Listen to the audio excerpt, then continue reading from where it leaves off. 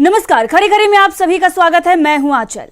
पूरे देश में चालक जो हैं वो प्रदर्शन कर रहे हैं। 3 दिन के लिए प्रदर्शन की घोषणा उनके तरफ से की गई थी, लेकिन इतने में ही सरकार के हाथ पैर फूल गए। बताया जा रहा है कि मोदी सरकार की तरफ से ये कहा जा रहा है कि सुलह हो गई है, हमने बातचीत कर ली है और विरोध प्रदर्शन वापस कर लिया गया है। लेकिन अभी भी तमाम खबरें सामने आ रही हैं कि जगह जगह पर अभी भी प्रदर्शन हो रहा है। दरअसल चालक अपनी मांग को लेकर अड़े हुए हैं और सरकार से ये कह रहे हैं कि इस कानून को वापस लिया जाए, इस कानून में नरमी बरती जाए या फिर इस कानून में कुछ जो संशोधन है वो किए जाएं। लेकिन सरकार ने अब इस पर एक बड़ा बयान दे दिया है। सरकार की तरफ से यह कहा गया है कि यह कानून तो अभी लागू हुआ ही नहीं है, लेकिन यह सभी को पता है कि दोनों सदनों में विधेयक पास हो चुका है, राष्ट्रपति की स्वीकृति मिल गई है। अब ऐसे में यह कानून बन चुका है। हिट एंड रन कानून को लेकर लगातार चर्चाएं हो रही हैं, क्योंकि इस कानून की वजह से ही लोग पेट्रोल पंप के लाइन पर लंबी लंबी कतारों में खड़े हुए हैं। सब्जी और दूध के दाम बढ़ चुके हैं और ये सब कुछ इसलिए हो रहा है क्योंकि ट्रक और डंपर चालक विरोध प्रदर्शन कर रहे हैं और उन्होंने ट्रक चलाने से मना कर दिया है। बहुत सारे ड्राइवर हैं वो वीडियो बनाकर सोशल मीडिया पर डाल रहे हैं कि आखिर उन्हें दिक्कत परेशानी क्या है, क्या कुछ उनके तरफ से कहा जा रहा और किस तरीके से सरकार अब इस पर बैकफुट पर नजर आ रही है, किस तरीके से सरकार घिर गई है और लोकसभा चुनाव से पहले एक बड़ा दांव खेलने की कोशिश की जा रही है, लेकिन मामला सुलझता हुआ नजर नहीं आ रहा है। सुलह हो गई है ऐसी खबरें आ रही हैं, लेकिन अभी भी विरोध प्रदर्शन जारी है। क्या सरकार इस कानून को वापस ले रही है? क्या सरकार इसमें संशोधन कर रही है? और अगर कर रही है तो क्या कर रही है? ये सवाल अभी भी पूछे जा रहे हैं। सबसे पहले आपको सुनाते हैं इस पूरे मामले को लेकर सरकार का क्या कुछ कहना है। गृह सचिव का बयान इस पर आया है। अजय भल्ला ने इस पर यह बताया कि कानून अभी लागू नहीं हुए हैं और लागू होने से पहले हम संगठनों से बातचीत करेंगे, लेकिन सवाल अभी यहां है कि इससे पहले जब कानून लाया जा रहा था तब बातचीत क्यों नहीं हुई। सबसे पहले आपको यह बयान सुनाते हैं और उसके बाद इस पर आगे चर्चा करते हैं। सुनिए। न्याय संहिता की धारा 106(2) में 10 साल की सजा तथा जुर्माने के प्रावधान के बारे में वाहन चालकों की चिंता का संज्ञान लिया तथा all India motor transport Congress के प्रतिनिधियों से आज 2 जनवरी 2024 को विस्तृत चर्चा की। सरकार ये बताना चाहती है कि ये नए कानून एवं प्रावधान अभी लागू नहीं हुए हैं। हम ये भी बताना चाहते हैं कि भारतीय न्याय संहिता की धारा 106(2) को लागू करने से पहले all India motor transport Congress से विचार विमर्श करने के बाद ही निर्णय लिया जाएगा। हम all India motor transport Congress तथा सभी वाहन चालकों से अपील करते हैं कि आप अपने अपने कामों पर वापस लौट आएं। धन्यवाद। तो सुना आपने, सरकार ये कह रही है कि अपने अपने काम पर वापस आ जाइए और हम बातचीत करके ही इस कानून को लागू करेंगे। लेकिन सवाल यहां पर खड़ा हो रहा है कि पहले बातचीत क्यों नहीं की गई, सदन में इस पर विपक्ष से चर्चा क्यों नहीं कराई गई और इसके साथ ही उस वक्त जब ये कानून लाए जा रहे थे तब संसद में जो विपक्षी सांसद हैं उन्हें निलंबित क्यों किया गया। एक बड़ा सवाल यहां पर खड़ा हो रहा है। एक तरफ तो बताया ये जा रहा है कि ये कानून अभी लागू नहीं हुआ है, लेकिन ये कानून बन चुका है तो आज नहीं तो कल ये लागू होगा। यही मांग वर्कर्स अभी भी रख रहे हैं, जो चालक हैं वो रख रहे हैं। उनका यही कहना है लगातार कि इस पर किसी ना किसी तरीके से सरकार जो है वो नरमी बरते और क्या कुछ संशोधन उनके तरफ से किया जाएगा, क्या कानून वापस लिया जा रहा है, इस पर सफाई और स्पष्टीकरण सरकार को एक बार फिर से दिया जाना चाहिए। जो कुछ भी कहा जा रहा है वो अभी भी साफ साफ नहीं है। सिर्फ ये बताया जा रहा है कि अभी लागू नहीं हुआ है, तो क्या लोकसभा चुनाव के बाद इसे लागू कर दिया जाएगा। एक सवाल यह भी खड़ा हो रहा है, लोकसभा चुनाव से पहले यह बड़ा कदम तो ले लिया गया, लेकिन शायद लोकसभा चुनाव होते होते और जैसे ही चुनाव खत्म होंगे उसके बाद इसे लागू कर दिया जाएगा। अभी चुनाव को देखते हुए सरकार दबाव में है, सरकार सहमी हुई है, इसीलिए वो अपने कदम पीछे ले रही है। लेकिन इस पर एक स्पष्टीकरण जो है वो अभी भी चालक चाहते हैं और इसीलिए विरोध प्रदर्शन अभी भी चल रहा है। अब इस पर विस्तार से चर्चा करने के लिए हमारे साथ इस वक्त मौजूद हैं हमारे ऑनलाइन एडिटर अमलेंदु उपाध्याय जी। अमलेंदु उपाध्याय जी, आपका बहुत बहुत स्वागत है। अमलेंदु उपाध्याय जी, अब सरकार की तरफ से किस तरीके से ये कहा जा रहा है कि हमने कानून तो अभी लागू ही नहीं किए हैं, ये विरोध प्रदर्शन आखिर क्यों हो रहा है? क्या ये चालक जो हैं वो खामखा विरोध प्रदर्शन कर रहे हैं क्योंकि कानून तो अभी लागू हुआ ही नहीं है? आंचल जी, सवाल ये नहीं है कि कानून अभी लागू हुआ है कि नहीं हुआ है, सवाल ये है कि कानून बन गया है कि नहीं बन गया है जी। और अगर कानून बन गया है तो वो लागू भी होगा। जाहिर सी बात है कि कानून बनने के लिए ही जो है, कानून लागू होने के लिए ही बना है। वो ताक में रखने के लिए नहीं बना है कानून। तो कानून जब बन गया है और वो लागू अभी नहीं हुआ है तो कल लागू हो जाएगा और चुपके से रात में लागू हो जाएगा। लागू होने को क्या है, एक गजट नोटिफिकेशन तो ही होना है, वो किसी भी समय हो जाएगा, कानून लागू हो जाएगा। तो ये कहना कि साहब कानून जो है वो लागू नहीं हुआ है, सिर्फ बन गया है तो और अभी इस पर क्या क्या ज़रूरत है, ये सब जो है वो बेकार की बातें हैं। असली बात यही, ये कानून बन चुका है, सिर्फ उसके गजट उसका होने की देर है, गजट होते ही वो कानून लागू हो जाएगा। तो इतनी सी थोड़ी सी एक जो है वो टेक्निकल प्रक्रिया है बस कानून को लागू होने में, बाकी कानून बना बनाया है। असली बात यह है कि सवाल ये है कि जैसा आपने भी अपनी शुरुआती दौर में कहा कि जब कानून बन रहा था तब आपने सारे पक्षों से बातचीत क्यों नहीं की? जिसके लिए आप कानून लेकर के आ रहे हैं या आप जिसके खिलाफ कानून बना रहे हैं या जिसके पक्ष में कानून बना रहे हैं, आपने किसी से भी उस पर चर्चा क्यों नहीं की? तमाम पक्षों से जुड़े हुए लोगों से चर्चा क्यों नहीं हुई? और सबसे बड़ी बात यह कि जब सदन में कानून ये था पेश किया जा रहा था, विधेयक पेश किया जा रहा था, उस समय आपने सारे विपक्ष को बाहर क्यों कर दिया, निलंबित क्यों कर दिया आपने सारे विपक्ष को? यानी विपक्ष की आपत्तियां भी इस पर नहीं आ पाई और जनता से तो आपने कोई इसके बारे में राय ली ही नहीं किसी भी तरीके की। तो फिर आपने ये कानून फिर मतलब बना क्यों दिया? अब सवाल यही है, जो ड्राइवर्स बार कह रहे हैं, मुझे लगता है ड्राइवर्स की बात सही है। वो ये सिर्फ ट्रक ड्राइवर्स के लिए ही नहीं है या बस ड्राइवर्स के लिए ही नहीं है, ये तमाम ड्राइवर्स के लिए है और तमाम वाहन चालकों के लिए, यहाँ तक कि स्कूटी चलाने वाले वाहन चालकों के लिए भी है, बाइक चलाने वाले वाहन चालकों के लिए भी, सभी के लिए ये कानून है। तो इसके विषय में एक लंबी चर्चा होनी चाहिए थी और तमाम इस पर जो थी आपत्तियां और सुझाव इस पर लोगों के लिए जाने चाहिए थे और उसके बाद ये कानून बनता और इसको पेश किया जाता, फिर उस पर बातें होती तो ठीक था। अब सरकार अगर ये कह रही है कि साहब उसने कह दिया है कि साहब आप अपने काम पे वापस लौट आइए और अभी हम लागू नहीं करेंगे, तो ये लागू नहीं करेंगे से काम थोड़ी चलेगा। या तो आप कानून को वापस लीजिए, संसद में जाइए, संसद से वापस होगा कानून वो। तो ये झुंझुना थमाने की बात जो है, मुझे लगता है ये झुंझुना थमाने की बात है। और आपने सही कहा, देखिए आपको याद होगा कि जब देश भर में किसान आंदोलन चल रहा था, उत्तर प्रदेश के चुनाव जैसे ही सिर पे आए वैसे ही प्रधानमंत्री को अपनी तपस्या में कमी का एहसास हो गया और फिर उन्होंने आकर के माफी मांगते हुए किसान कानून वापस ले लिए, चूंकि ये अंदेशा था कि अगर ये किसान कानून लागू रहेंगे तो उत्तर प्रदेश के चुनाव में भारी हार हो सकती है। और उसका भारतीय जनता पार्टी को फायदा हुआ प्रधानमंत्री की तपस्या में कमी को स्वीकार कर लेने का। उत्तर प्रदेश में सरकार बन गई भारतीय जनता पार्टी की। आज भी यही है कि किसी भी तरीके से इसको जो है वो टालने की कोशिश की जा रही है कि मामला टल जाए ताकि लोकसभा चुनाव में इसका कोई इम्पैक्ट नहीं पड़े, इसलिए अभी कह दिया गया कि अभी ये लागू नहीं हुआ है। अब अगर जो पक्ष इससे प्रभावित हो रहे हैं, जैसा कि कल हम लोगों ने भी एक दिखाया था शाम को न्यूज़ पॉइंट में, एक ड्राइवर कह रहा है कि जय सिया राम आपसे लोकसभा चुनाव में मुलाकात होगी। तो ये लोकसभा चुनाव में मुलाकात ड्राइवरों से ना होने पाए, इसके लिए झुंझुना फेंकने की जो है वो बात हो रही है कि साहब हमने जो है वो कानून को लागू नहीं किया है। कुल मिला के बात यह, कानून बन चुका है और लागू जब चाहेगी सरकार तब हो जाएगा।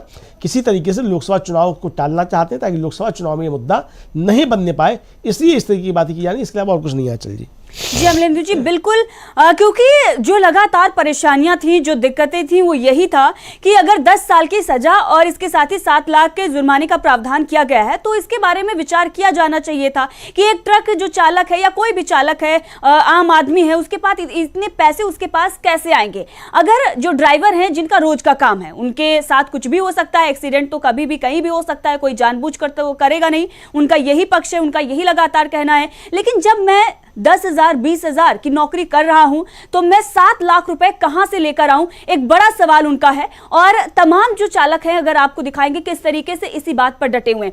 अब ऐसी ही एक तस्वीर मध्य प्रदेश से सामने आई। मध्य प्रदेश में किस तरीके से जो चालक हैं वो बातचीत कर रहे हैं, सरकार उनसे बातचीत कर रही है कि आखिर विरोध प्रदर्शन क्यों ये चल रहा है, इसको खत्म करिए। इस पर जब बातचीत चल रही थी, इसी दौरान जो चालक हैं वो बार बार अपनी बातों को रख रहे थे। अब इसी में जो वहां के डीएम थे वो किस तरीके से, किशोर कन्याल, वो भड़क उठे और उन्होंने औकात पूछ ली ड्राइवर की, और उसके बाद ड्राइवर ने क्या कुछ किया और किस तरीके से उनकी बताया जा रहा है कि उन्हें बर्खास्त भी कर दिया गया है। तो इतना बड़ा एक्शन उनके ऊपर लिया गया है। तो ड्राइवर जो है वो किस तरीके से औकात दिखा रहे हैं, इसकी भी चर्चा हो रही है कि ड्राइवर जो है उन्होंने ही औकात दिखा दी है सरकार को। ये वीडियो आपको सुनाते हैं किस तरीके से एक डीएम जो है वो ड्राइवर को फटकार लगा रहे हैं कि तुम्हारी औकात क्या है, औकात उसकी पूछ रहे हैं। देखिए ये वीडियो। कोई कानून को अपने हाथ में नहीं रहेगा, हाँ, ऐसी बात हम क्या सकते यहाँ पे? अच्छे से बोलो, समझ के है क्या बोल रहे हो, समझ रखो। क्या करोगे तुम? क्या एक औकात है तुम्हारी? यही तो चीजें है सर, हमें यही लड़ाई, हमारी कोई लड़ाई ऐसी होती है। तो सुना आपने, तुम्हारी औकात क्या है, और उसके बाद डीएम साहब को इसका खामियाजा भुगतना पड़ा।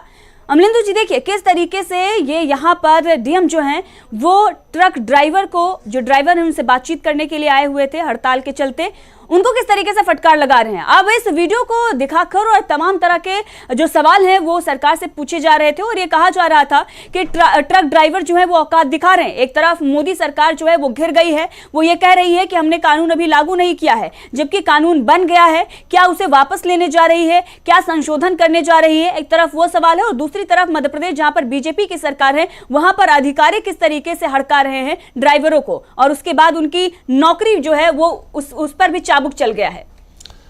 देखिए असल में जो डीएम साहब जो बात कह रहे हैं वो डीएम साहब इस सरकार का एक तरीके से कहा जाए कि पूरा चाल चरित्र चेहरा जो उसको प्रस्तुत कर रहे हैं। ये डीएम साहब के अपने मन के बोल नहीं है, ये सरकार जो सोचती है कि एक आम आदमी की क्या औकात है। ये मतलब आप डेमोक्रेसी में रहते हुए आप जनता के नौकर हैं, पब्लिक सर्वेंट कहे जाते हैं आईएएस अधिकारी जो हैं कि पब्लिक सर्वेंट हैं। आप पब्लिक सर्वेंट होते हुए आप पब्लिक से पूछ रहे हैं कि तुम्हारी औकात क्या है, तो औकात जो है वो उस पब्लिक ने बता दी। देखिए उस ड्राइवर का कितना सधा हुआ, कितना बढ़िया जवाब आया। मुझे लगता है कि कोई बहुत अच्छे से अच्छा राजनेता भी इस तरीके का जवाब नहीं दे सकता। उसने क्या कहा कि साहब यही तो लड़ाई है कि हमारी कोई औकात नहीं है। आप हमसे औकात पूछ रहे हैं कि तुम्हारी क्या औकात है, तो हमारी यही लड़ाई है कि हमारी कोई औकात ही नहीं है। तो उसने अपनी जो थी वो औकात एक तरीके से ड्राइवर ने दिखा दी और बता दिया कि सरकार की भी क्या औकात है और डीएम साहब आपकी भी क्या औकात है। तो औकात पे अगर बात आएगी तो औकात कहाँ तक पहुँचेगी। जनता जब औकात बताने पे आती है तो अच्छों को औकात बता देती है सरकारें, तो क्या चीज़ है, क्योंकि डेमोक्रेसी में जनता ही सर्वोपरि है। जो भी प्रतिनिधि यहाँ चुन करके जाते हैं वो जनता चुन करके भेजती है। जो अफसर बैठे हुए हैं वो भी जनता के पैसे से ही आपकी तनख्वाहें निकल रही हैं। डीएम साहब ये आपको तनख्वाह मिल रही है, ये उसी ड्राइवर की तनख्वाह से जो कट के जाता है पैसा, जो टैक्स कट के जाता है उससे आपको मिल रही है, जिससे आप पूछें कि तुम्हारी औकात क्या है। तो कुल मिलाकर के जो कहा जाए कि जो औकात बताने की बात थी तो ड्राइवर्स की हड़ताल ने सरकार को औकात बता दी है। और वरना भल्ला साहब को आकर के ये नहीं कहना पड़ता कि आप काम पे वापस जाइए, हमने आपकी बात सुन ली है और इस पर जो है कानून अभी लागू नहीं हुआ है। तो ये जब सरकार ये कहने को विवश हुई है कि कानून अभी लागू नहीं हुआ है, इसका मतलब कि ड्राइवर्स ने अपनी औकात बता दी कि औकात क्या है। और मुझे लगता है कि समाज का कोई भी तबका जो है, कोई भी आम नागरिक जो है, उसकी औकात किसी भी सरकार से ज़्यादा होनी चाहिए डेमोक्रेसी में, क्योंकि आप लोकतंत्र में जी रहे हैं। लोकतंत्र में सरकार बनाने का काम जनता का है, जनता सरकार बनाती है, सरकार जो है वो जनता नहीं बनाती है। तो औकात जो है वो जनता तय करेगी सरकार की, ना कि सरकार तय करेगी जनता की औकात की। पिछले 10 सालों में हो ये रहा है कि सरकार जनता की औकात तय करने पर तुली हुई है, इसीलिए ये सारी गड़बड़ियाँ जो है कुल मिलाकर के हो रही हैं। तो जब तक सरकार जनता की औकात तय करती रहेगी, मुझे लगता है कि इसी तरीके के जवाब जनता की तरफ से आते रहेंगे। तो इसलिए सरकार जनता को औकात ना समझाए, जनता ही औकात सबको समझाती है। तो आप जो भी काम कर रहे हैं वो जनता के लिए कर रहे हैं, आप जनता के द्वारा चुने गए हैं, जनता ने ही सरकार चुनी है, तो आपको जनता की बातों को सुनना पड़ेगा।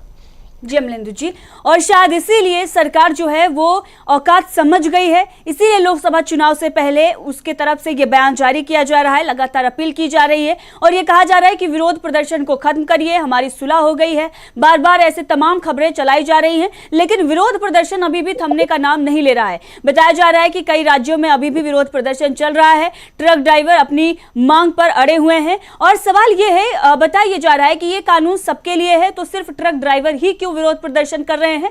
तो उसमें कई और भी चालक जो हैं वो उनके साथ है, समर्थन दे रहे हैं और उनके साथ सड़क पर उतरे हैं। बताया जा रहा है कि 30 लाख से ज्यादा जो परिवार हैं वो प्रभावित हो रहे हैं। ट्रक ड्राइवर जो हैं वो अपने ट्रक खड़े करके वो सड़क पर उतरे हैं और उनका ये कहना है कि हमारा काम ही यही है, रोज का काम है, और अगर कहीं ऐसी दुर्घटना घट जाती है, अगर हम वहां से नहीं भागते हैं तो फिर वहां पर हमारी लिंचिंग भी हो सकती है, कुछ भी हो सकता है। ये घटना है, दुर्घटना है और कहीं भी किसी के साथ भी घट सकती है। सवाल उनका यही है, लेकिन सरकार की तरफ से पहले ये बताया गया किस तरीके से कि ये कानून जो है वो अभी लागू नहीं हुआ है और अगर लागू करेंगे तो बातचीत करके करेंगे। लेकिन सवाल ही यही है, सबसे बड़ा मुद्दा ही यही है कि कानून बनने के बाद चर्चा क्यों, उससे पहले चर्चा क्यों नहीं। अमलेंदु जी, ये बार बार सवाल है कि कानून बनने के बाद ही चर्चा क्यों, उससे पहले चर्चा क्यों नहीं। ना तो विपक्ष से इस पर कोई राय ली गई, ना टिप्पणी कराई गई, और इसके साथ ही अगर देखें तो जो आज ये कह रहे हैं कि जो इससे प्रभावित हो रहे हैं, जो संगठन है, उनसे बातचीत करेंगे, तो कानून बनने से पहले इस पर बातचीत क्यों नहीं की गई। क्योंकि सदन में हमने देखा अमित शाह ये कह रहे थे कि हमारा दंड देने का काम नहीं है, हमें न्याय देने का काम है। और इसीलिए न्याय संहिता, जो भारतीय न्याय संहिता में उन्होंने बदलाव किया और किस तरीके से दंड संहिता को न्याय संहिता किया, और उसके बाद अगर देखें तो आईपीसी की जो धाराएं हैं वो भी अब बदले जाएंगे। किस तरीके से इससे पूरा कानून जो है वो प्रभावित हो रहा है, लेकिन अभी तक इस पर चर्चा नहीं हुई है और अब जाकर चर्चा करने की बात की जा रही है। देखिए आचार्य जी, एक तो पहले हम लोग स्वागत कर लें, दिनकर कपूर जी हमारे साथ जुड़ गए हैं। जी जी। वो वर्कर्स फ्रंट के स्टेट प्रेसिडेंट हैं और जाने माने मजदूर नेता हैं, देश भर के बड़े मजदूर नेता हैं। उनसे भी इस पर आगे चर्चा करेंगे कानून को लेकर के। तो आपने सवाल किया, मैं वही की बात को आगे बढ़ाता हूँ कि देखिए इस पर जो आज भल्ला साहब के कल जिन्होंने कहा कि साहब इस पर जो है ट्रक ड्राइवर क्या एसोसिएशन जो है उनके साथ बातचीत कर इस पर की जाएगी लागू करने से पहले। सवाल यही है कि आपने कोई भी कानून बनाया तो आपने संबंधित पक्षों से बात क्यों नहीं की? आपने कानून के विशेषज्ञों से इस पर कोई चर्चा क्यों नहीं की? सवाल सिर्फ ये नहीं है कि आप ट्रक ड्राइवर्स के एसोसिएशन की बात कर लें, इससे सिर्फ ट्रक ड्राइवर्स प्रभावित नहीं है। ट्रक ड्राइवर्स चूंकि एक तरीके से कहा जाए कि वो संगठित तौर पे सामने आए हैं, तो इसलिए आपको लग रहा है कि ये ट्रक ड्राइवर्स का मसला है। ये सिर्फ ट्रक ड्राइवर्स का ही मसला नहीं है, ये तमाम ड्राइवर्स का मसला है। और इसमें बाइक चलाने वालों से लेकर के स्कूटी चलाने वाले तक जो है, ई रिक्शा चालक जो है वो भी इसमें सब आते हैं। मतलब जिसको भी ड्राइविंग लाइसेंस लेना पड़ेगा वो सब इसके अंदर आते हैं। तो ये सबके ऊपर ये लागू हो रहा है। तो ये सिर्फ एक ट्रक ड्राइवर्स का या खासतौर से कॉमर्शियल ड्राइवर्स का मसला नहीं है, एक ये बड़ा मसला है। और इस पे सारे कानूनी पक्षों पे इस पे बातचीत की जानी चाहिए थी। और कानून जो बन रहा है, तो कानून किस लिए बन रहा है, कानून का उद्देश्य क्या है? कानून का उद्देश्य सिर्फ सजा देना है या कानून का उद्देश्य जो है वो सड़कों पर दुर्घटना रोकना है? मुझे लगता है कि इस कानून का उद्देश्य सड़क पर दुर्घटना रोकना नहीं है, बल्कि कानून का जो है वो अपराधीकरण करना एक तरीके से है। आप एक दुर्घटना को जो आप एक अपराध में तब्दील करना चाहते हैं, इस कानून से जो है ये परिलक्षित होता है। तो कुल मिलाकर के जो खोट है सरकार का इस कानून को बनाने के पीछे, वो ये खोट समझ में आता है कि सरकार बड़े पैमाने पर अपराधीकरण करना चाहती है साधारण घटनाओं का, बजाय इसके कि उस साधारण घटना को उसके तरीके से निपटा जाए कि दुर्घटना के क्या क्या पहलू हो सकते हैं, उनसे किस तरीके से बचा जाए। सड़क सुरक्षा को लेकर के सरकार ने पिछले 10 सालों में क्या काम किए हैं? क्या सरकार ये कोई श्वेत पत्र जारी कर सकती है कि पिछले 10 सालों में सड़क सुरक्षा को लेकर के आपने क्या काम किए, या आपका अगले 10 साल का क्या रोड मैप है सड़क सुरक्षा को लेकर के? आप मोदी जी जो 2047 तक विकसित भारत की बात कर रहे हैं, बड़ा नारा दे रहे हैं कि 25 साल में देश विकसित भारत हो जाएगा, तो उस विकसित भारत में सड़क सुरक्षा को लेकर के क्या रोड मैप है? क्या प्रधानमंत्री नरेंद्र मोदी आकर के आज रात को 8 बजे घोषणा कर सकते हैं कि यही उनका रोड मैप है, ये तैयारियां की हैं उन्होंने? जब इस तरह की कोई चीज़ें नहीं है तो आप इस तरह के कानून लेकर के क्यों आ रहे हैं? आप कानून की नकल तो कर रहे हैं अमेरिका की और कनाडा की, लेकिन आप वहाँ की परिस्थितियाँ नहीं देख रहे कि वहाँ सड़कें किस तरीके की हैं, वहाँ ड्राइवर्स की सेफ्टी के लिए क्या है, वहाँ पैदल यात्री की सुरक्षा के लिए क्या है, आपके यहाँ पैदल सुरक्षा के लिए क्या प्रावधान है? सड़कों पे कहाँ है फुटपाथ? बताया जाए। जब सड़कों पे फुटपाथ नहीं है, साइकिल की लेन अलग नहीं है, दोपहिया वाहनों की लेन अलग नहीं है, 4 व्हीलर्स की लेन अलग नहीं है, जब इस तरीके की लेन नहीं है तब आप किस तरीके से सड़क सुरक्षा की बातें कर सकते हैं? तो कुल मिलाकर के मुझे लगता है कि सरकार की इस कानून में खोट ही खोट है, और इस पर व्यापक चर्चा होने के बाद जो थी इस कानून को लाया जाना चाहिए था। और सबसे बड़ी बात यह कि आपने सारे विपक्ष को उठा करके आपने निलंबित कर दिया, संसद से बाहर फेंक दिया, और तब आपने चुपके से ये पास करा दिया। जी हाँ, चलिए। जी जी, दिनकर कपूर जी आपका बहुत बहुत स्वागत है। जी हेलो दिनकर जी, आपको आवाज आ रही है? आ रही है आपकी आवाज? जी जी। दिनकर जी, किस तरीके से एक बड़ा आंदोलन जो है वो खड़ा हुआ है और चालक जो है वो अपने मांग पर अड़े हुए हैं। सरकार की तरफ से ये कहा जा रहा है कि कानून अभी हमने लागू नहीं किया है और इस पर हमारी सुलह हो गई है, हमने संगठनों से बातचीत कर ली है और अगर लागू करेंगे तो उससे पहले भी बातचीत करेंगे। लेकिन सवाल यह है कि पहले बातचीत क्यों नहीं हुई, और आज अगर चालक सड़क पर हैं, आज अगर वो अपने मांगों को लेकर विरोध प्रदर्शन कर रहे हैं, तो इसका जिम्मेदार कौन है? देखिए, आज मैं अखबार सुबह पढ़ रहा था और मैंने देखा अखबार में अमित शाह जी का बयान है, जिसमें गृह मंत्रालय ने ये कहा है कि 26 जनवरी के पहले भारतीय न्याय संहिता, भारतीय साक्ष्य अधिनियम और भारतीय नागरिक सामाजिक सुरक्षा संहिता, ये जो 3 कानून लाए गए हैं आईपीसी, सीआरपीसी और साक्ष्य एविडेंस एक्ट के को समाप्त करके 26 जनवरी के पहले सरकार इनको लागू करेगी। आप देख रही हैं कि पूरे देश में ट्रक चालक ही नहीं बल्कि रोडवेज के जो ड्राइवर्स हैं, प्राइवेट ड्राइवर्स हैं, लखनऊ में हमने देखा कि टेम्पो वाले हैं, ये सारे लोग स्ट्राइक पर गए। और उस स्ट्राइक का एक बहुत बड़ा कारण था, जो भारतीय न्याय संहिता लाई गई उसके सेक्शन 106(2) में ये कहा गया कि कोई भी एक्सीडेंट अगर रैश ड्राइविंग और नेग्लिजेंस की वजह से होता है और उसकी इंफॉर्मेशन पुलिस अधिकारी या मजिस्ट्रेट को तत्काल ड्राइवर नहीं देता, तो ऐसी स्थिति में उसके ऊपर 10 साल की सजा और जुर्माने का प्रावधान किया गया है। मैं ये कहना चाहता हूं कि इसके पहले कोई भी कानून देश में अगर बनता है तो उसकी प्रक्रिया है, और अगर न्याय और लॉ के संबंध में कोई कानून बनता है तो कम से कम लॉ कमीशन से राय ली जाती है। और पार्लियामेंट की स्टैंडिंग कमेटी में जो एक तरह की मिनी पार्लियामेंट होती है उस पर चर्चा की जाती है, और फिर जो स्टेक होल्डर्स हैं उस कानून के लागू होने से जो प्रभावित हैं, और इसमें तो हम कहेंगे कि यह जो तीनों कानून लाए गए इसमें भारत का हर नागरिक प्रभावित है, तो एक पब्लिक ओपिनियन स्टेक होल्डर से बातचीत की जाती है। इस पूरी प्रक्रिया को मोदी जी की सरकार ने लागू नहीं किया, और यह दिखाता है कि जैसे नोटबंदी का मनमाना फैसला लिया गया, जैसे लॉकडाउन का मनमाना फैसला लिया गया, उसी तरह से इस कानून में भी सरकार का व्यवहार एक तानाशाही का दिखता है।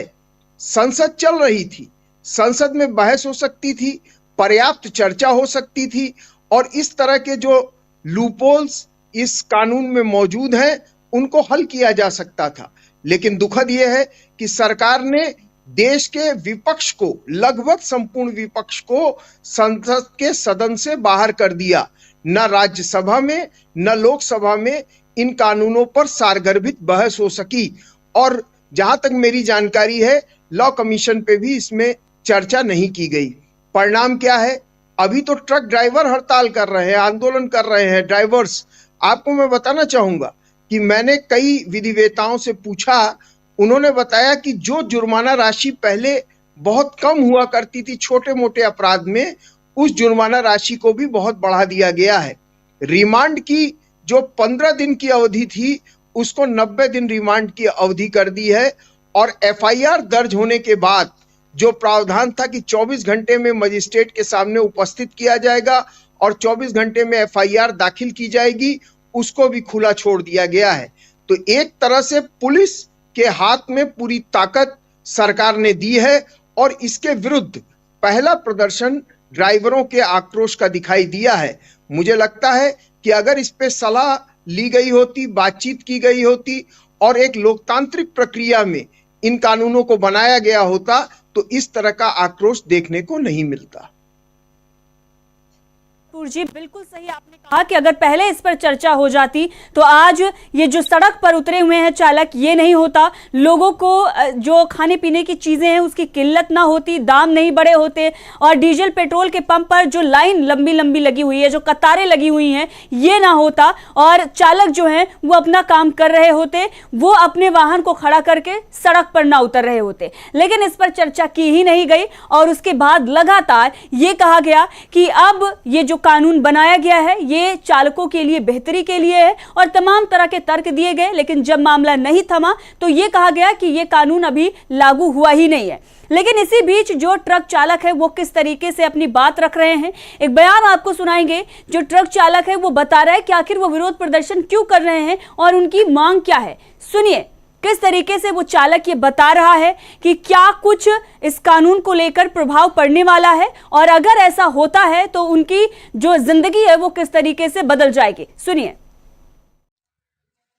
हेलो दोस्तों, ये मेरी गाड़ी है एलपीडी टाटा 407। ये सरकार ने नया नियम बनाया, एक कानून, 10 साल की सजा, 10 लाख रुपए जुर्माना। अब आप बताइए ड्राइवर भाइयों, ये गाड़ी मैंने खड़ी कर दी, अब मैं जा रहा हूँ घर।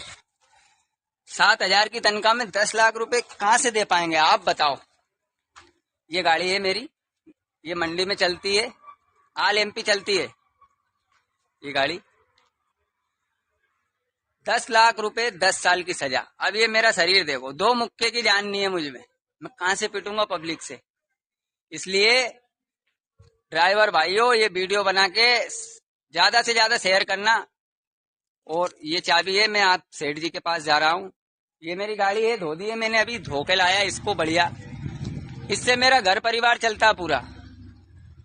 ये इसकी बदौलत है आज मैं जो कुछ भी हूँ, मगर सरकार के तानाशाही रवैये के लिए मुझे ये गाड़ी छोड़ना पड़ रही है। अब मैं मजदूरी कर लूंगा, मैं ठेला लगा लूंगा नाश्ते का, मगर मैं गाड़ी नहीं चलाऊंगा। ये चाबी देने जा रहा हूँ।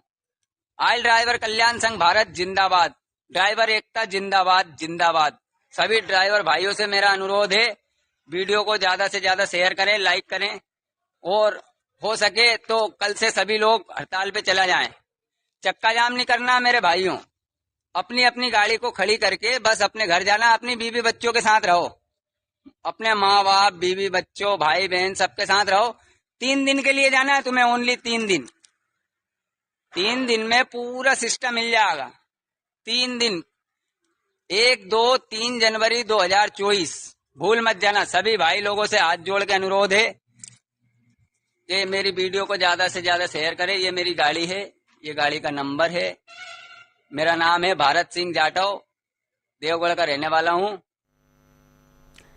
तो अमलेंदु जी, आप सुन रहे हैं किस तरीके से ये ड्राइवर ये कह रहा है कि इससे मेरा घर चलता है, परिवार चलता है, लेकिन सरकार का जो तानाशाही रवैया है उससे तंग आकर मुझे ये छोड़ना पड़ रहा है। किस तरीके से दिक्कतों का सामना आम जनता को करना पड़ रहा है। देखिए अंजलि, ये ड्राइवर जो कह रहा है वो तो सारी बातें कह ही रहा है। उसने 3 दिन की बात कही थी, तो 3 दिन से पहले ही जो है वो सरकार एक तरीके से झुकी है, ये तो चीज़ सामने आ गई है। वो कितना सही मायने में झुकी है और कितना उसने झांसा दिया है वो एक अलग का मसला हो सकता है कि वो झांसा ज़्यादा है और झुकना कम है। तो झुकी कम है, झांसा ज़्यादा दिया है सरकार ने, लेकिन जो वो बात कह रहा है उसकी बातों में बहुत ज़्यादा दम है। देखिए मेरे सामने एक खबर रखी हुई है आंचल जी, और ये खबर है 17 मई 2022 की। खबर का शीर्षक है Gautam Adani to enter trucking business to sharpen logistics play. यानी गौतम अडानी की एंट्री अब ट्रकों के व्यापार में होने जा रही है। तो ये सारे कानून जो बदले जा रहे हैं जिस तरीके से, क्या वो एक व्यक्ति के लिए बदले जा रहे हैं? जब कृषि कानून लाए गए थे उस समय भी ये बात उठी थी कि क्या ये एक व्यक्ति को फायदा पहुंचाने के लिए कृषि कानून लाए गए हैं? किसानों ने उस चीज़ को समझा कि ये कुछ कॉर्पोरेट घरानों को फायदा पहुंचाने के लिए कानून लाए गए हैं, और बताया जा रहा है कि किसानों को फायदे के लिए, जबकि किसानों को नुकसान पहुंचाएंगे। किसानों ने उसको अच्छे तरीके से समझा और 1 साल से ज़्यादा उनका आंदोलन चला, और फिर आखिर में प्रधानमंत्री को भी इल्हाम हुआ कि उनकी तपस्या में कमी रह गई थी, तो अपनी तपस्या फिर उन्होंने पूरी की, माफ़ी मांग करके कानून वापस लेकर के। यहाँ अभी प्रधानमंत्री को अब तपस्या में कमी का एहसास नहीं हुआ है, लेकिन जो प्रशासनिक मशीनरी है उसको एहसास हो गया है कि प्रधानमंत्री की तपस्या में कहीं ना कहीं कोई कमी रह गई है, और लोगों के बीच ये संदेश जा रहा है कि ये कानून जो लाए गए हैं वो किसी एक बड़े कॉर्पोरेट समूह को फायदा पहुंचाने के लिए लाए गए हैं, और इसके पीछे सड़क सुरक्षा जो है वो कोई भी मसला नहीं है, और इसकी मंशा जो है वो सड़क सुरक्षा नहीं है किसी भी हाल में। तो जिस तरीके से सब चीज़ें आई हैं, ये सब चीज़ें सामने आ रही हैं, तो इसके पीछे सरकार की मंशा क्या है असल में उसको समझने की आवश्यकता है। सिर्फ ये इसको ये कह के नहीं टाला जा सकता कि सरकार जब वो नए कानून लेकर के आई हो, पुराने कानून उसने बदल दिए हैं, और पुराने कानून अंग्रेज़ के ज़माने के बने हुए थे, नए कानून जो है वो मोदी जी के बनाए हुए। तो सवाल ये कि नए कानून और पुराने कानून का अंतर क्या है? ठीक है, पुराने कानून अंग्रेज़ के बनाए हुए थे, लेकिन वो पुराने कानूनों को ही जब हटाने की बात होती थी तो बात ये होती थी कि भारतीय परिवेश के अनुसार भारतीय कानून बने। ये नहीं होती थी कि अंग्रेजों के कानून हटाए जाएं और अडानी जी के कानून आ जाएं, या अमेरिका से आप कानून उठा करके कॉपी करके ले आए और आप जनता से कोई बात ही ना करें। आप जब भारतीय जनता के लिए कानून आ रहे हैं तो भारतीय जनता से तो बात होनी चाहिए थी ना। जैसा कि दिनकर जी कह रहे हैं कि भाई इसकी एक लंबी प्रक्रिया है, लॉ कमीशन से बात होनी चाहिए थी, संसदीय समिति के बीच जाना चाहिए था, कानूनी सलाहकार जो है उनसे राय ली जानी चाहिए थी। आपने किससे सलाह लिए? इसी तरीके से जो अग्निपथ स्कीम आई थी उसको लेकर के अब खुलासा हुआ, जो पूर्व सेना अध्यक्ष हैं उनकी किताब से जब आई कि साहब के सेना के तीनों जो अध्यक्ष थे वो चौंक गए थे जब वो अग्निपथ योजना लेकर के आई। यानी आप अग्निपथ योजना लेकर के आए और आपने जो सेना के अध्यक्षों तक से बातचीत नहीं की, तो आखिर इस सरकार को चला कौन रहा है? अगर आप उस विभाग के मुखिया से बात नहीं कर रहे हैं कोई नया कानून लाते हुए, कोई नई स्कीम लाते हुए, और उस विभाग के मुखिया जो वो अनभिज्ञ हैं, उनको टीवी से या समाचार पत्रों से या रात को 8 बजे मालूम पड़ता है कि ऐसा कोई कानून बन गया है या इसको नई योजना आ गई है, तो सरकार को चला कौन रहा है? कैबिनेट के अंदर चर्चा नहीं होती, सदन के अंदर चर्चा नहीं होती, आप विपक्ष से चर्चा नहीं करते, आप उस से प्रभावित होने वाले जो पक्ष हैं उनसे चर्चा नहीं करते, तो आखिर ये चर्चा होती कहाँ है?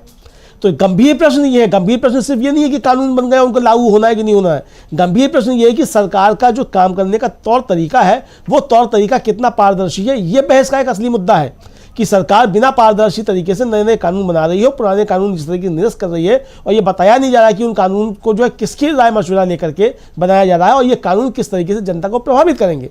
असली मसला आंचल जी मुझको लगता है कि ये है। जी अमलेंदु जी, यहाँ पर आपने एक बड़ा खुलासा किया है कि ट्रकों के बिजनेस में गौतम अडानी जो है वो एंटर कर रहे थे, ऐसी खबर आई थी, और अब जाकर एक बड़ा कानून जो है वो हिट एंड रन कानून जो है नया आया है। किस तरीके से बदलाव किए गए हैं, सजा का प्रावधान जो है वो बदला गया है, जुर्माना भी बदला गया है। अब इसको लेकर जब इतना बड़ा ये खुलासा हो रहा है तो दिनकर कपूर जी, आपसे मैं चाहूंगी कि ये जो एक बड़ा खुलासा हो रहा है, क्या आपको भी लगता है कि इसीलिए ये बड़ा कानून जो है वो आया है, एक बड़ा बदलाव जो है वो किया गया है, कहीं ना कहीं कुछ ऐसे जो व्यापारी वर्ग के लोग हैं उन्हें फायदा पहुंचाने के लिए ये सरकार काम कर रही है?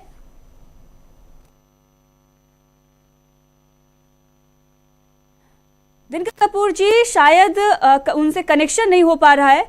अमलेंदु जी, जिस तरीके से ये एक बड़ा ये खुलासा हो रहा है, तो क्या ये जो गौतम अडानी के बारे में ये पता चल रहा है, और इससे पहले कृषि कानून आए थे तब भी ये खुलासा हो रहा था कि वो उनके जो हैं किस तरीके से खाद्य बिजनेस में आ रहे हैं, तमाम उनके गेहूं और आटा की भी चर्चा हो रही थी कि उनका आटा भी आ रहा है, और किस तरीके से उस समय ये मुद्दा गौतम अडानी का उठा था। अब अगर ट्रकों के वो बिजनेस में आ रहे हैं तो साफ तौर पर क्या ये मोदी सरकार गौतम अडानी को फायदा पहुंचाने के लिए ही ये कानून लेकर आई? नहीं, अभी ये कहा नहीं जा सकता, ये सिर्फ एक तरीके की एग्जम्पशन है कि इसके पीछे ये संभावनाएं भी हो सकती हैं, क्योंकि जिस तरीके से प्रक्रिया है, उस मतलब प्रक्रिया के अंदर दोष है जी। दोष ये है कि आपने चर्चा जो है वो ये है कि उसके अंदर दोष है कि आपने चर्चा नहीं की, बिना चर्चा किए हुए ये लाए गए हैं, इसलिए इसके ऊपर इस तरीके के तमाम सवाल उठ रहे हैं। और सबसे बड़ा सवाल ये है कि जो प्रभावित होने वाले पक्ष हैं, चाहे वो जिसका एक्सीडेंट हो, वो जो एक्सीडेंट करे, वो सबसे बड़ी बात ये है कि जो एक्सीडेंट है, मतलब जो अचानक हुई एक दुर्घटना है, आप उसको एक अपराध के तरीके से आप उसको परिभाषित कर रहे हैं। सबसे बड़ा खोट तो ये है, दुर्घटना जो है वो अपराध नहीं है। इसलिए अपराध नहीं है कि दुर्घटना के समय जिसकी दुर्घटना हो रही है या जिससे दुर्घटना हो रही है उसका इरादा दुर्घटना करने का नहीं है, दुर्घटना है इसीलिए कि उसका इरादा नहीं है किसी तरीके का। तो इसके मंशा को लेकर के भी जो है, मतलब उसका जो मूल भावना है वो भी जो है वो न्याय के विरुद्ध है। तो कुल मिलाकर के जो चीज़ है वो ये है कि ये किस तरीके से न्याय के विरुद्ध है, और जो नेचुरल न्याय है, जो क्या एक तरीके से कहा जाए जो प्राकृतिक न्याय है, उसके जो मूलभूत सिद्धांत है उनका उल्लंघन हो रहा है। तो इस पे जो है सारे पक्षों से बातचीत होनी चाहिए थी। और सब अगर मान लीजिए अडानी भी अगर इस बिजनेस में आ रहे हैं तो जाहिर सी बात है कि वो आ सकते हैं, बड़े पूंजीपति बिजनेस में आ सकते हैं, तो फिर ठीक है, आप उनसे भी सलाह लेते फिर कि अडानी जी इस पर क्या सोचते हैं। अगर मतलब ये खबर सच है कि अडानी जी जो है ट्रक के बिजनेस में उतर रहे हैं, ये बड़ा एक वो है, और इस सरकार के पीछे अगर इसकी मंशा भी ये थी, तो अडानी जी से भी आप राय ले लेते, दिक्कत क्या थी भाई? आप बनाते हैं ना तमाम कमेटियां जिनके अंदर कॉर्पोरेट घरानों को रखते हैं। अटल जी की सरकार थी, उन्होंने शिक्षा पे समिति बना दी थी, कुमार बिरला मंगलम समिति बना दी थी, पूंजीपतियों की समिति बना दी थी, तो आप भी बना दीजिए अडानी के नेतृत्व में समिति, दिक्कत क्या है? लेकिन जिससे भी आप परामर्श ले रहे हैं, जिससे भी आप बात कर रहे हैं, जो भी सुझाव दे रहा है, वो देश को मालूम होना चाहिए कि ऐसे कानूनों में बदलाव किसके सुझाव से हो रहे हैं और किसके हित के लिए हो रहे हैं। महत्वपूर्ण बात यह है, देश को मालूम नहीं पड़ता है कि कानून किस तरीके से बदले जा रहे हैं, किसके कहने में बदले जा रहे हैं, किसके सुझाव से बदले जा रहे हैं। और मुझे नहीं लगता कि मोदी जी को भी पूरी जानकारी है कि नहीं इस कानून के अंदर है क्या क्या, किसी को भी जो है इसकी जानकारी है कि नहीं है। जीएसटी आपने जिस तरीके से लागू किया और लगातार उसमें बदलाव होते रहे, जीएसटी में आज तक जो उसमें लगातार बदलाव होते रहते हैं, तो ये आपके कानून बनाने की जो प्रक्रिया है, आप किस तरीके से बिना सोचे समझे कानून बनाते हैं, ये उसको भी दर्शाता है।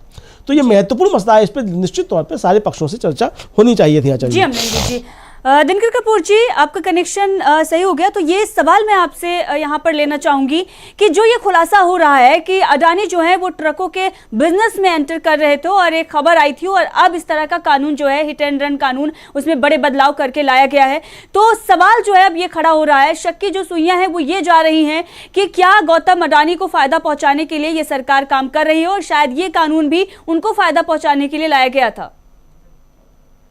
देखिए, मेरी आवाज जा रही है ना जी? मैं ये कह रहा हूं कि आप देख ही रही हैं कि मोदी सरकार की बात वो करते हैं गरीब की, किसान की, महिलाओं की, नौजवान की, लेकिन काम होता है अडानी और अंबानी के लिए। ये उनकी नीति है। सेल्फ रिलायंस का मतलब ही अब ये हो गया है कि जनता अपने ऊपर खुद अपने लिए काम करे और बाकी जो काम है सरकार का वो रिलायंस के लिए हो रहा है। तो ये तो पूरे देश में हालत है।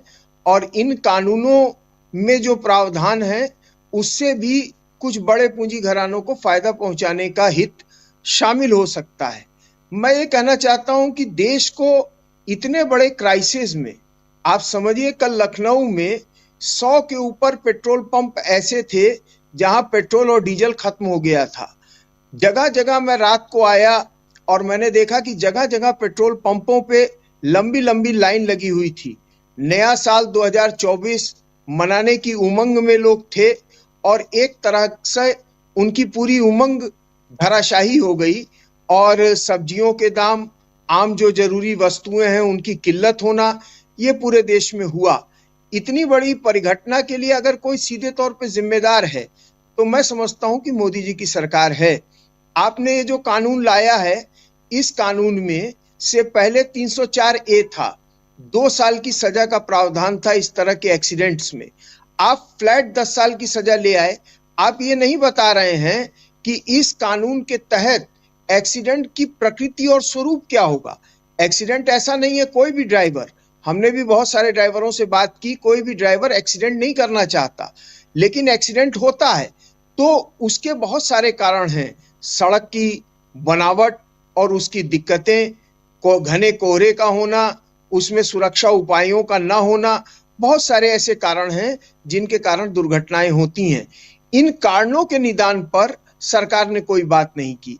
और हम ये देख रहे हैं कि देखिए, रिटेल में और जो सप्लाई चेन है, इस पूरी सप्लाई चेन पे मोनोपोली कायम करने की कारपोरेट घराने लगातार कोशिश कर रहे हैं।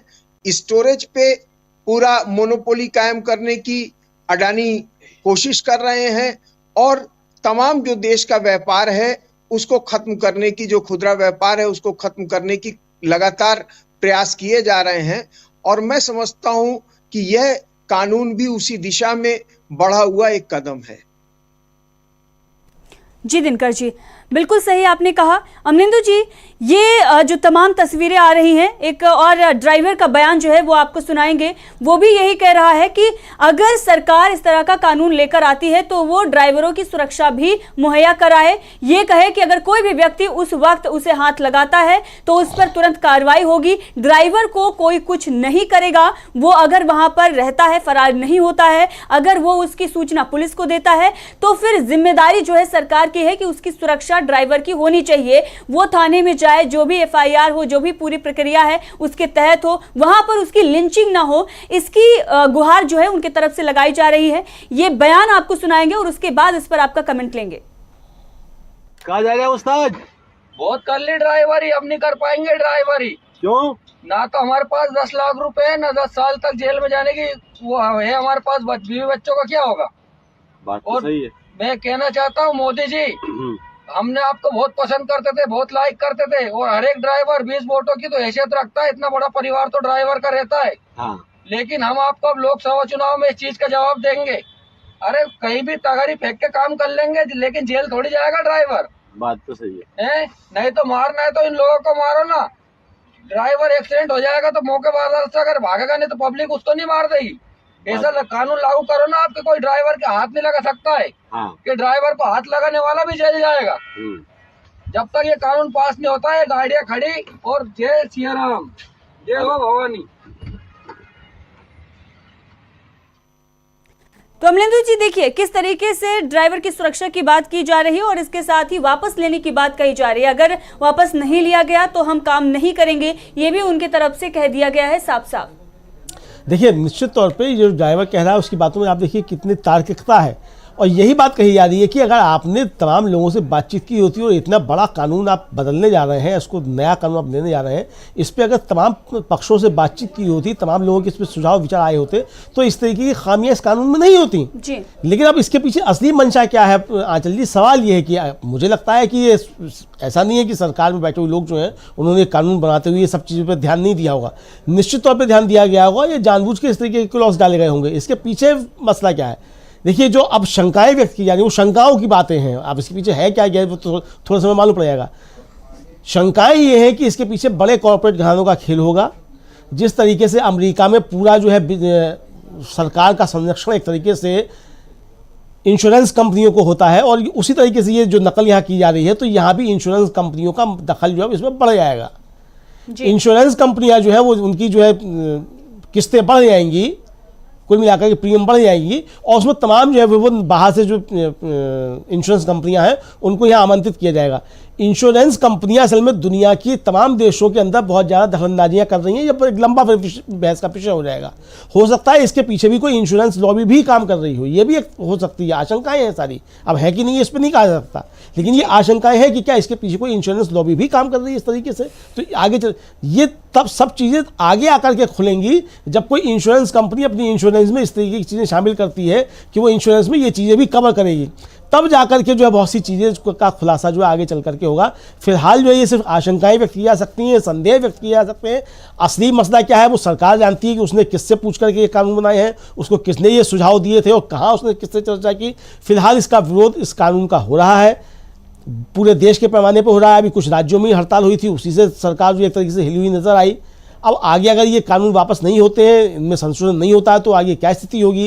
क्या सिर्फ लोकसभा चुनाव तक टालने की कोई काम कर रही सरकार इस पे कि किसी तरीके से लोकसभा चुनाव तक इसको टाला जाए? तो ये सारी चीज़ें भी थोड़े दिनों में आने वाले में समय में हल हो जाएंगी। जैसा कि दिनकर जी बता रहे थे कि अमित शाह जी का बयान है कि 26 जनवरी से वो नई संहिता लागू हो जाएगी। अगर 26 जनवरी से वो नई संहिता लागू हो जाएगी तो कानून भी अपने आप लागू हो जाएंगे उसमें है। तो 26 जनवरी को मालूम पड़ जाएगा जब नई संहिता लागू होगी कि ये कानून भी फिर लागू हो गए। तो ऐसा तो नहीं है कि वो नई संहिता लागू हो जाएगी या कानून इनको छोड़ दिया जाएगा लागू होने से। गजट होगा तो पूरी नई संहिता का होगा। तो कुल मिलाकर के ये सब चीज़ें जो है वो सरकार की जो मंशा है उस पर असल में संदेह व्यक्त करती हैं। और महत्वपूर्ण बात यही है कि तमाम पक्षों से इस पर चर्चा नहीं की गई, और अगर चर्चा की जाती तो इस तरह की खामियां जो अब सामने निकल करके आ रही हैं या जो आरोप लग रहे हैं, तो ये परिस्थितियां पैदा नहीं होती। अब पता नहीं सरकार को सुझाव देने वाले कौन लोग हैं जो इस तरीके की गलतियां सरकार से करवाते हैं। चल जी अमलेंदु जी, दिनकर कपूर जी, यहाँ पर एक छोटा सा कमेंट आपका लेना चाहेंगे कि किस तरीके से मोदी सरकार जो है वो बैकफुट पर आई है, वो सहमी हुई नजर आ रही है।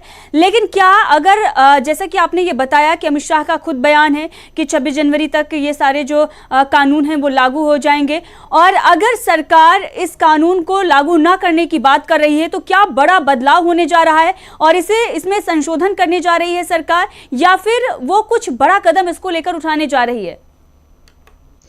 देखिए, मैंने कुछ विधि विशेषज्ञों से राय ली और मैंने ये पूछा कि गृह मंत्रालय ने कल जो कमिटमेंट किया है ड्राइवरों के साथ, जो वायदा किया है कि इस धारा को वो लागू नहीं करेंगे, ये कहां तक संभव है। तो लोगों की ये राय आई है कि पार्लियामेंट से कानून पास हो चुका है, और आपको मैं बताऊं कि 25 दिसंबर 2023 को माननीय राष्ट्रपति महोदया ने इस पर दस्तखत भी कर दिया है। इसका गजट नोटिफिकेशन हो गया है, और इस गजट नोटिफिकेशन होने के बाद अगर इसमें कोई अमेंडमेंट किया जाता है तो वह पावर सिर्फ पार्लियामेंट के पास है। पार्लियामेंट जब सेशन में आएगी तो वही इसका अमेंडमेंट कर सकती है। इसके अतिरिक्त कोई तरीका नहीं है। या तो फिर न्याय संहिता का कोई संशोधन अध्यादेश सरकार लेके आए, जिसकी कोई संभावना अभी मुझे गृह मंत्रालय के जो वक्तव्य हैं उनसे नहीं दिखाई देती है। तो इसलिए यह वादा कहां तक गृह मंत्रालय के जो अधिकारी हैं भल्ला साहब, उनका कहना है कि हम इसको रोकेंगे, यह कितना संभव है इस पर भी मुझे संदेह है। और ये संदेह मुझे ही नहीं है, तमाम आंदोलन का। इस पूरे मामले पर विस्तार से चर्चा करने के लिए और हमारे तमाम दर्शकों का भी बहुत बहुत धन्यवाद। किस तरीके से वर्कर्स जो हैं, चालक जो हैं वो सड़क पर उतरे हुए हैं, लेकिन वहीं दूसरी तरफ सरकार ये कह रही है कि हमने सुलह कर लिया है और इस पूरे मामले को हम अब इस पर विचार कर रहे हैं, और अगर इस कानून को लागू करेंगे तो उससे पहले हम संगठनों से बातचीत करेंगे, जो इससे प्रभावित लोग हैं उनसे भी बातचीत की जाएगी। लेकिन सवाल यह है कि इससे पहले चर्चा क्यों नहीं की गई?